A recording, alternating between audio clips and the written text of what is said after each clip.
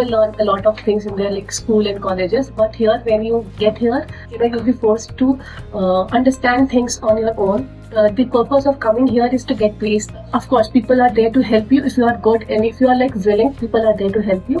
Everybody was great, like the supporting, the teachers, the mentors.